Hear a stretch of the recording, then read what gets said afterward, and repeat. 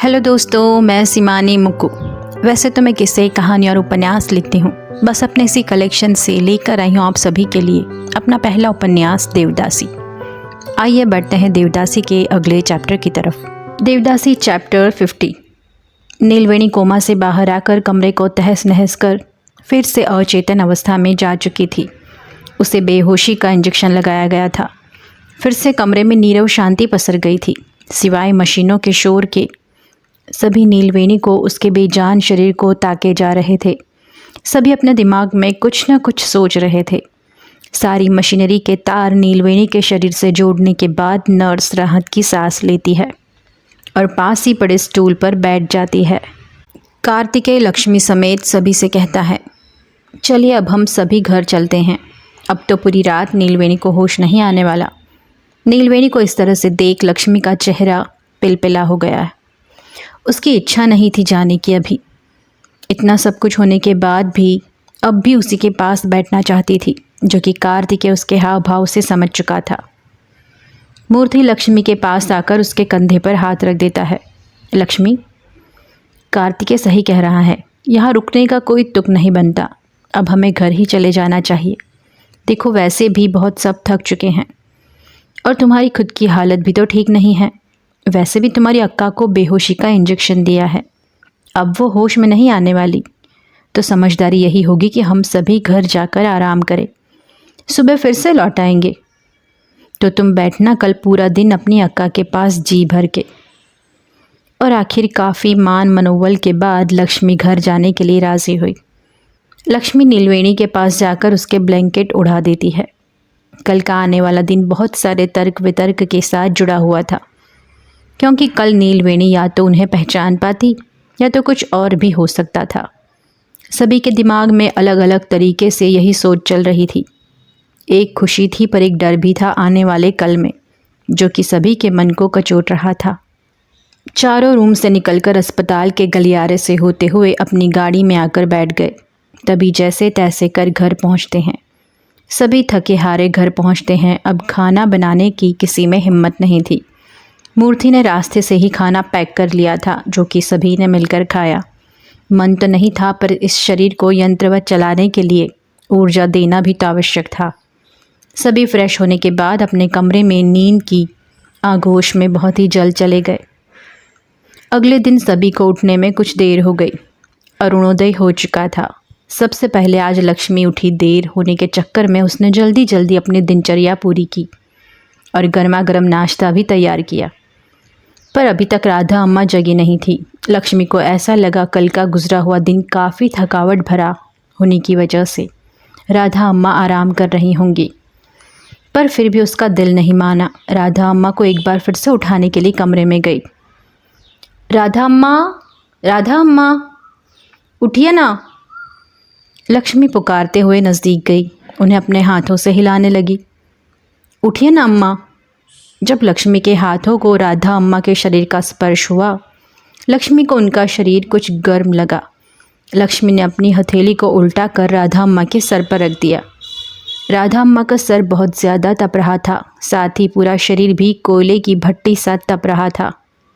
हे यलम्मा, अम्मा का शरीर तो बहुत ज़्यादा तप रहा है। कहते हुए लक्ष्मी तेज़ी से कमरे से बाहर निकली और आधी सीढ़ियाँ चढ़कर मूर्ति को पुकारने लगी। मूर्ति भैया, भैया जल्दी आइए, अम्मा को बुखार है बहुत तेज़। मूर्ति भरी नींद में था, पर फिर भी लक्ष्मी की आवाज़ से उसके शरीर में चेतना जागी। साथ ही पास वाले कमरे से कार्तिकेय भी आ गया, जो कि जाग चुका था, जो अभी अभी नहाकर आया था। लक्ष्मी की तेज़ आवाज़ से दोनों घबरा गए थे। मूर्ति अपने नाइट ड्रेस में बिखरे बालों में अधखुली आंखों से ऊपर से ही लक्ष्मी को पूछता है, क्या हुआ लक्ष्मी, चिल्ला क्यों रही हो कब से? वो भैया, लक्ष्मी राधा अम्मा के कमरे की तरफ हाथों से इशारा करके कहती है। राधा अम्मा को बहुत तेज़ बुखार है और मेरी बातों का जवाब भी नहीं दे रही।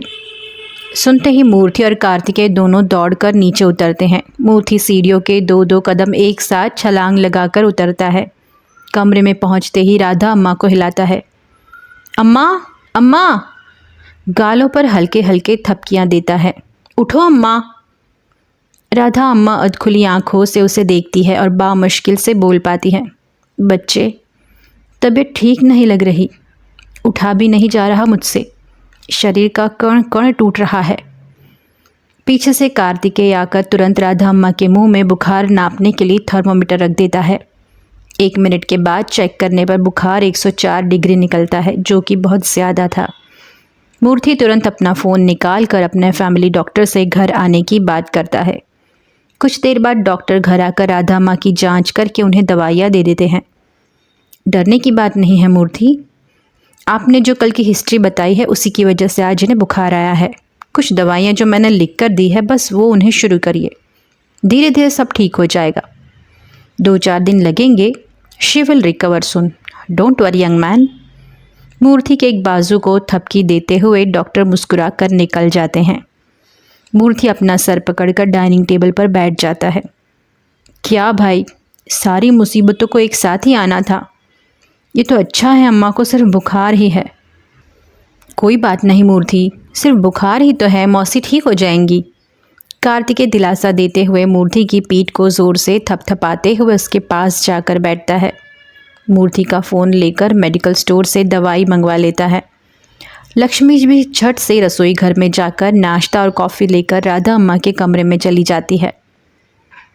अम्मा, राधा अम्मा, चलिए जल्दी जल्दी थोड़ा नाश्ता कर लीजिए, इसके बाद दवाइयाँ आती ही होंगी, वो भी ले लीजिएगा।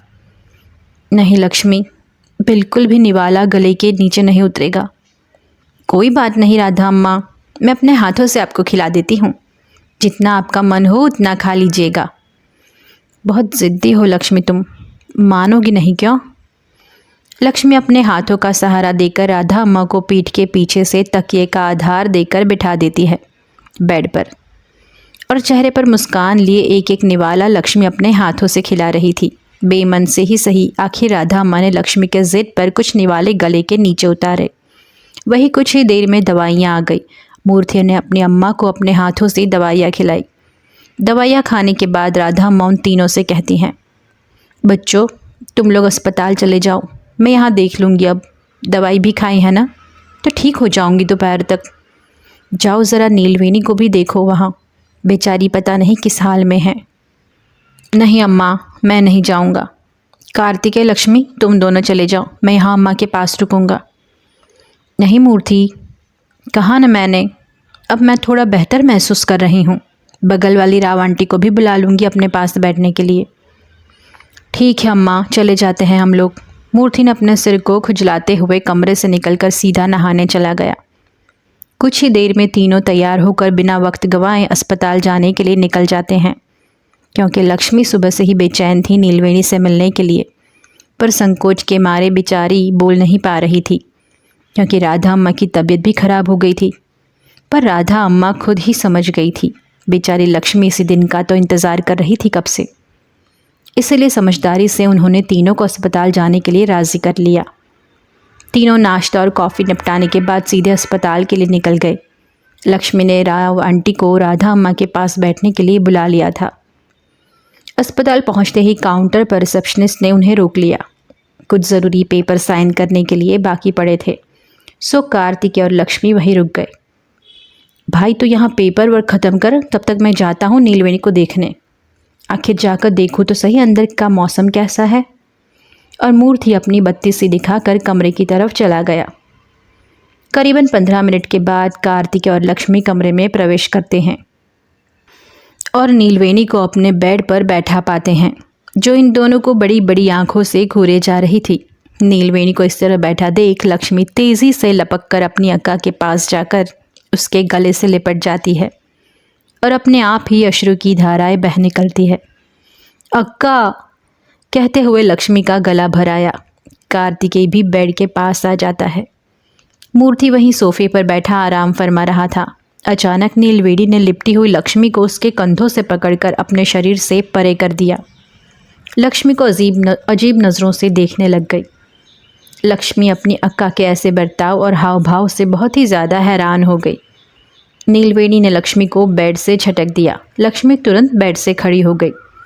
नीलवेणी अपने मुंह से सिर्फ थोड़ी थोड़ी आवाज़ निकाल रही थी, पर कुछ बोल नहीं पा रही थी और अपने हाथों के इशारों से लक्ष्मी से पूछती है कि तुम कौन हो?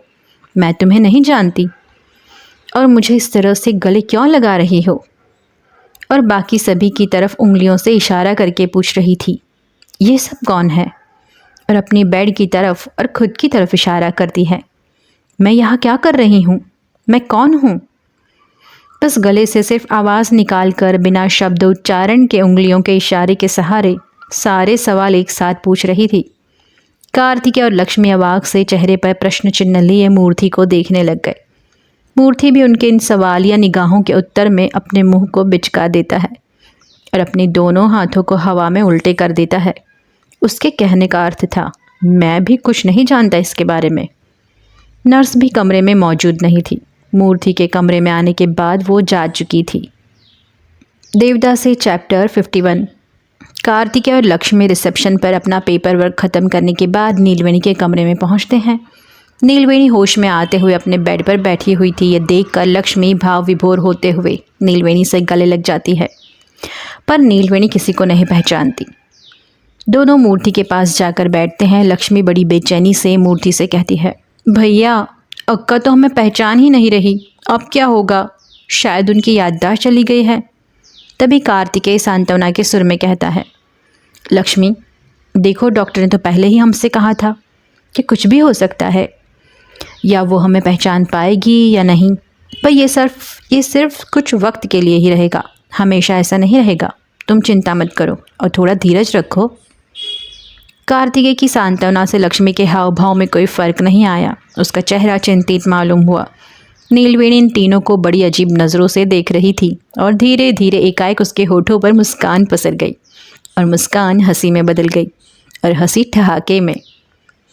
कार्तिकेय और लक्ष्मी इस तरह अजीब सा बर्ताव देख बड़े आश्चर्यचकित हो जाते हैं। ये देखकर मूर्ति भी अपनी जगह से उठकर ज़ोर ज़ोर से हंसने लग गया और नीलवेणी के बेड के पास जाकर खड़ा हो जाता है। दोनों ही एक दूसरे को देखकर ठहाके लगाने लग गए।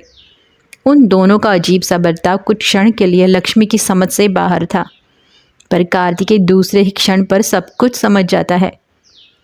अरे लक्ष्मी, ऐसा क्या चेहरा बना रखा है? क्या अभी तुम्हारे समझ में नहीं आया? ये इन दोनों की मिली भगत है। देखो तो ज़रा कैसे हम लोगों का मजाक बना रहे हैं। तुम्हारी अक्का भी एकदम ठीक है और ये सारी शैतानी मुझे तो मूर्ति की लग रही है। खुराफाती दिमाग जो है इसका, हमेशा खुराफात ही सोचेगा। नीलवेणी ने हंसते हुए लक्ष्मी को देख अपनी बाहें पसार दी। लक्ष्मी किसी छोटे बच्चे की भांति रूठा हुआ चेहरा बनाकर नीलवेणी से जाकर लिपट गई। कार्तिकेय मूर्ति के पास जाकर उसके कंधे को पकड़कर झकझोर देता है। अब नीलवेणी को भी अपनी पार्टी में शामिल कर लिया तुमने मूर्ति, तुम नहीं सुधरोगे, और उसके पेट पर हल्के से मजाकिया अंदाज में मुक्का जड़ दिया। अस्पताल के कमरे का बहुत दिनों बाद आज एक हल्का मधुर वातावरण बन चुका था। मशीनों के मध्यम शोर के साथ आज नीलवेणी की हंसी भी गूंज रही थी, जो कि कानों को कर्णप्रिय मधुर संगीत सुना रही थी। हेड डॉक्टर रंगनाथन और नर्स राउंड पर आते हैं, नीलवेणी की जांच करते हैं और मशीन की रीडिंग लेते हैं। डॉक्टर मूर्ति और कार्तिकेय की तरफ चमकती हुई आंखों से देखकर कहते हैं कॉन्ग्रेचुलेशंस यंग बॉयज़, हमारी पेशेंट अब खतरे से बाहर है।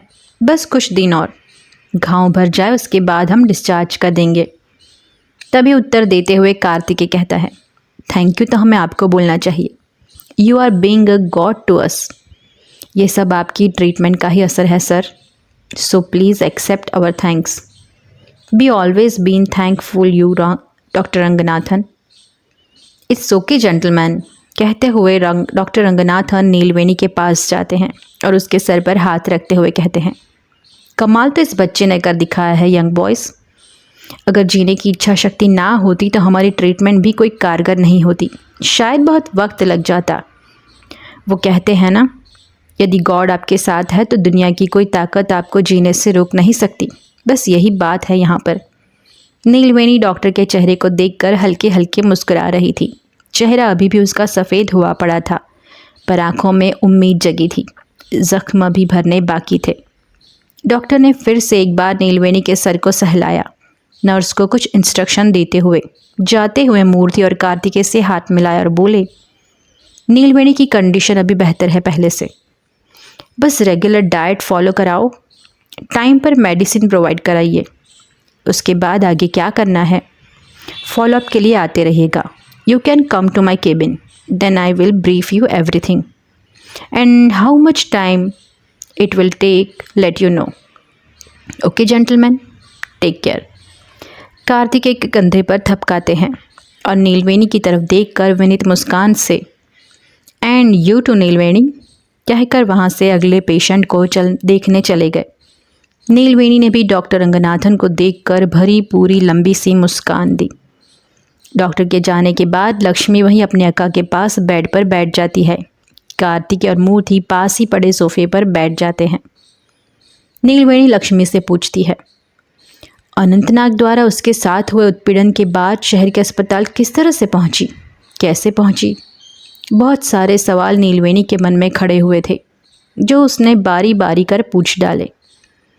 लक्ष्मी ने बड़ी ही बारीकियों से इन दिनों सारी घटित घटनाओं को बिना रुके बिना थके नीलवेणी के समक्ष कह डाला। और एक बार को तो वो खुद और कार्तिकेय भी फंस चुके थे अनंतनाग के जाल में। ये जानकर नीलवेणी रुआसी सी हो गई। अपने आप पर उसे गुस्सा आ रहा था। उसकी वजह से कितने लोगों की जान खतरे में आ चुकी थी। लक्ष्मी ने आगे बताया कि कैसे इंस्पेक्टर राघवन उनकी मदद के लिए आए और उनकी वजह से ही नीलवेणी आज यहाँ अस्पताल में है।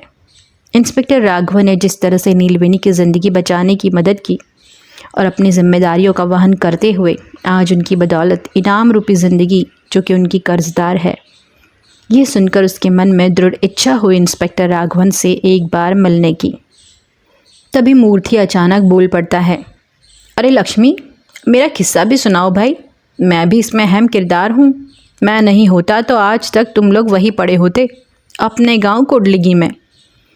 लक्ष्मी ने मूर्ति की तरफ देखकर बड़ी सुंदर मुस्कान बिखेरते हुए पलकें झपकाई। हाँ भैया, आपको कैसे भूल सकती हूँ, आप ही तो इंस्पेक्टर राघवन को वहाँ लेकर आए थे। आप तो हमारे प्यारे न्यारे मसीहा भैया हुए ना। अब तुमने मेरा सही परिचय दिया। मूर्ति लक्ष्मी की तरफ उंगली करते हुए नटखट अंदाज में बोला।